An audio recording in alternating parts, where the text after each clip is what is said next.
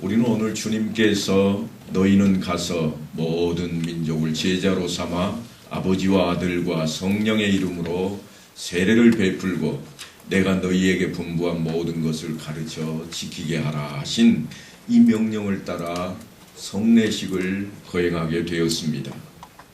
이것은 우리에게 거저 주어지는 것은 아닙니다. 거듭난 자에게만 주어지는 놀라운 축복입니다. 거듭남이라고 하는 것은 하나님께로부터 나는 것을 이야기합니다. 그러니까 우리 육신은 아버지와 어머니를 통해서 어머니 뱃속을 통해 이렇게 태어나게 되었다면 이제 우리가 거듭난다고 하는 것은 하나님께로부터 우리 영혼이 다시 살아나게 되었다고 하는 것을 의미하는 것입니다. 그러니까 우리의 육신의 생명은 부모로부터 그렇게 나게 되었고 우리 영혼의 생명은 하나님께로부터 나게 되었다고 하는 것입니다.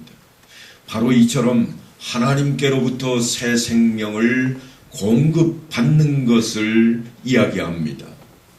그것을 우리가 그저 누구도 모르게 아무렇게나 행하지 않고 공교회가 공동체를 통해서 서로 확신을 하고 또한 서로 인정하는 자리로 나아가는 것이 세례식이라 그렇게 이해하시는 편이 빠를 것 같습니다. 누구든지 죄를 회개하고 예수님을 하나님의 아들로 또한 나의 구세주로 영접할 때에 중생이 이루어진다. 그렇게 표현을 합니다. 그때 하나님께서는 예수를 믿는 자의 영 속에 하나님의 그 놀라우신 은총으로 새 생명을 집어넣어서 그 영을 죽음으로부터 살리셨다고 하는 것입니다. 그걸 가리켜서 우리는 구원이라 그렇게 표현을 합니다. 그래서 영접하는 자, 곧 그 이름을 믿는 자들에게는 하나님의 자녀가 되는 권세를 주셨노라 그렇게 말씀하는 것입니다. 이것은 세례가 죄사함을 받고 하나님의 자녀가 되었다고 하는 것에 칭표에 해당한다고 하는 말씀입니다. 그래서 당신은 이제 과거의 죄를 다 씻음받게 되었고 하나님의 자녀가 되었으므로 중생한 사람이요 하고 그 징표로 세례식을 거행하게 됩니다. 누구든지 예수 그리스도를 자기의 구주로 영접하는 자는 세례를 받을 수가 있습니다. 또 세례를 받아야 될 것입니다. 세례를 받게 되면 세 가지 증거가 나타나는데 그 첫 번째가 하나님께서 살아계신다고 하는 것을 내가 확신하게 된다고 하는 것입니다. 사람들은 누구나 이론보다는 체험을 중하게 여깁니다. 왜냐하면 체험을 하면 곧 확신을 갖기 때문입니다. 나에게 강권적으로 하나님의 영이 임하는 체험을 하면 하나님의 존재에 대해서 의심하지 않게 될 것입니다. 그 말씀에 믿음의 확신이 오게 될 것입니다. 바로 그 자리를 우리는 구원을 인식하는 자리라 그런 표현을 씁니다. 그러다 보니까 어떤 이단에서는 구원을 며칠날 받은 것을 알고 있는가 물어오기도 합니다만 실제로 성경은 그렇게 말씀하고 있지는 않습니다. 우리에게 성령이 강림하시고 성령이 내 안에 활동하시면 내 마음이 또한 내 생각이 성령의 뜻대로 움직이게 되고 하나님의 말씀을 따라 살아가게 되는 것입니다. 바로 그것이 다름 아닌 하나님의 살아계심을 체험하는 첫 번째 단계일 것입니다. 그 다음으로 다가오는 것은 기쁨입니다. 왠지 마음이 평안해지고 왠지 기뻐오는 것입니다. 그 기뻐하게 됨을 통해서 초대교회에서는 사람들이 예수를 믿는 자들을 향해 뭐라고 그랬는가 하면 야 저들은 술 취했나 보다 그랬습니다. 그저 뭐가 기뻐서 저렇게 웃고 있나? 뭐가 좋아서 저렇게 다 잡아가고 붙들어 가는데도 따르고 있을까? 미쳤다 그랬다고요. 바로 그 기쁨이 온다고 하는 것입니다. 그리고 이어지는 것이 능력이 놀라운 능력이 뒤따라옵니다. 이 능력은 다른 능력은 아닙니다. 하나님께서 함께 하심을 나타내는 능력인데, 이것은 내 안에 예수가 있다고 드러내는 증거를 하는 그러한 능력입니다.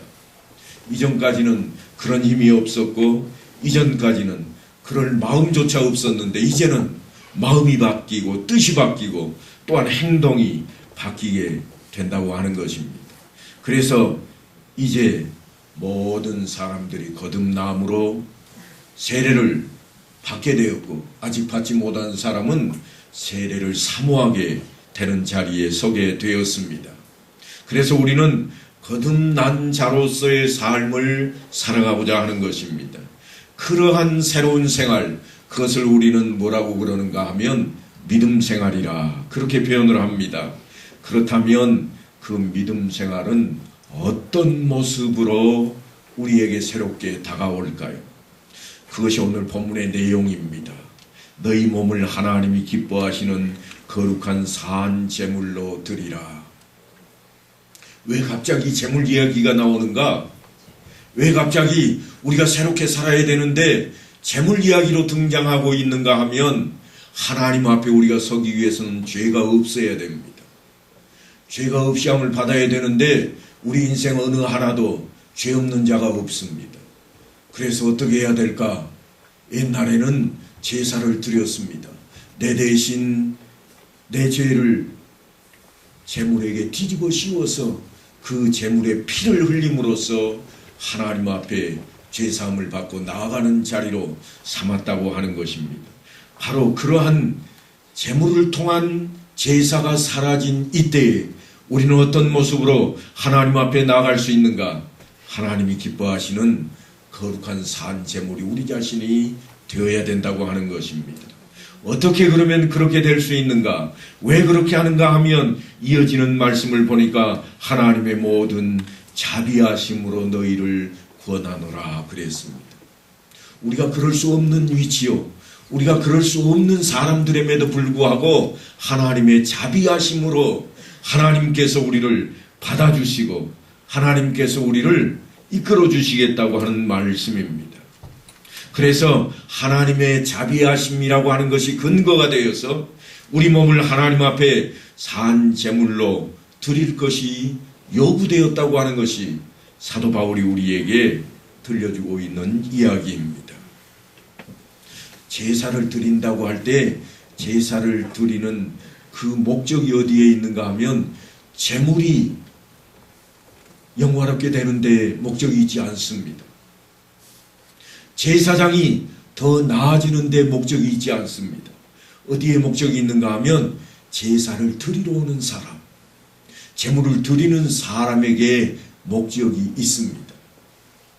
그러니까 제물을 드리는 사람이 죄사함이 인정되고 하나님을 만날 수 있게 하기 위한 자리가 제사의 자리라면, 그렇다면 오늘날 이제 거룩한 산 제물이 되어서 하나님 앞에 예배 드리는 우리 자신들에게 목적이 있다고 하는 이야기입니다. 어떤 목적이 있는지 우리는 그 목적을 먼저 살펴보아야 될 것입니다. 예수님께서 말씀하시기를 인자가 온 것은 섬김을 받으려 함이 아니라 도리어 섬기려 하고 자기 목숨을 많은 사람의 대속물로 주려 함이니라. 주님께서 이 땅에 오신 목적이, 그 목적이 우리를 섬기려 하고 또한 우리의 죄값 대신에 대속제물이 되려고 하는 데 있었다, 그런 표현을 쓰고 있습니다. 그러니까 하나님의 자비하심이 어디까지 가 있는가 하면, 우리를 대신해서 제물이 되시고 우리가 죄 없다고 인정하는 자리로 우리를 붙들어가고 계신다고 하는 것입니다. 그래서 그 오신 목적이 섬기기 위한 목적이 되고 또한 대속물이 되기 위한 것이었는데, 성경은 끊임없이 그 이야기를 이렇게 말합니다. 그가 죽음으로 우리가 화평을 누린다고, 또한 그의 피로 우리가 하나님과 화목하게 되었노라고 그렇게 외치고 있습니다. 그러니까 우리는 그 구절을 주의 깊게 살펴야 됩니다. 우리가 받아야 할 징벌을 예수님께서 직접 받아내셨고, 그래서 우리가 면제받았다고 하는 것입니다. 우리의 죄사함의 자리는 바로 거기에 있습니다. 십자가라고 하는 것이 우리에게 어떤 의미인가? 내가 받아야 할 징벌을 예수께서 대신 받았다고 하는 것입니다. 그리고 예수님께서 받아야 할 그 모든 영광과 대접을 누가 받게 되었는가 하면 우리가 받게 되었다고 하는 겁니다. 형벌을 받아 마땅하고 저주를 받아 마땅한 우리인데 예수 그리스도 덕분에 형벌을 면하게 되었을 뿐만 아니라 하나님께서 베푸시는 복을 받게 되었노라. 이 모습은 내가 잘나서도 아니고 내가 원해서도 아닙니다. 내가 쫓아다니면서 애걸복걸해서 그렇게 되었는가? 그렇지 않다고 하는 겁니다. 예수 그리스도께서 우리를 붙드시고 우리를 위해 몸소 행하신 일입니다. 그런데 많은 사람들은 물에서 건져 놓으면 내 보따리 내놓으라고 한다는 식으로 하나님 앞에, 하나님께서 우리의 영원하신 생명을 허락했음에도 불구하고 이것도 달라고 저것도 달라고 매달리고 있는 모습을 우리는 대하게 됩니다. 이제 우리는 성례식을 행하는 이 자리에서 우리가 어떻게 세례를 받게 되었고 어떻게 새 생명을 얻게 되었는지를 확인하고, 그 복음이 오늘 로마서 12장에 압축되어 있는 이 모습을 통해서 우리가 온전히 하나님 앞에 나아가는 그 징표로 삼아야 될 것입니다. 산제물이라 그렇게 우리에게 요구되고 있는데 그 내용이 뭔가 하면 이런 겁니다. 너희는 이 세대를 본받지 말고 오직 마음을 새롭게 함으로 변화를 받아 하나님의 선하시고 기뻐하시고 온전한 뜻이 무엇인지 분별하도록 하라. 산제물로 가는 자리가 내가 죽어 없어지는 자리가 아니라, 내가 사라지고 없는 것이 아니라 오히려 이 세대를 본받지 말라. 그래서 어떻게 할 것인가? 너희는 분별해야 되겠다. 하나님의 온전하신 뜻이 무엇인지 분별하라. 하나님의 말씀을 분별하는 자리로 나아가라고 그렇게 외치고 있습니다. 이야기는 사도 바울이 끊임없이 외치는 이야기입니다. 너희는 새 옷을 입으라. 너희는 새 마음을 품으라. 그래서 예수 그리스도의 마음을 품고 새로운 옷을 입고 이제는 새 사람이 되었으니 새롭게 살라고 하는 이야기입니다. 그러니 이제는 좀 바뀌어야 되겠습니다. 변화되어야 되겠습니다. 아직도 버릴 것이 남아있다면 버릴 것을 버리고 끊을 것을 끊고 욕심도 이제는 버려야만 되겠습니다. 그것이 우리가 드릴 영적 예배의 자리입니다. 그것이 우리가 드릴 거룩한 산제물로 드리는 우리의 몸이라 그랬으니 이제 하나님 앞에 선하시고 복주시기를 즐겨하시는 그 하나님 앞에 우리가 거룩한 산제물이 되어서 하나님이 기뻐하시고 온전하신 뜻을 세우신 그 앞에 따라 준행하는 그러한 성도들 삶이 다 되시기를 간절히 축원합니다.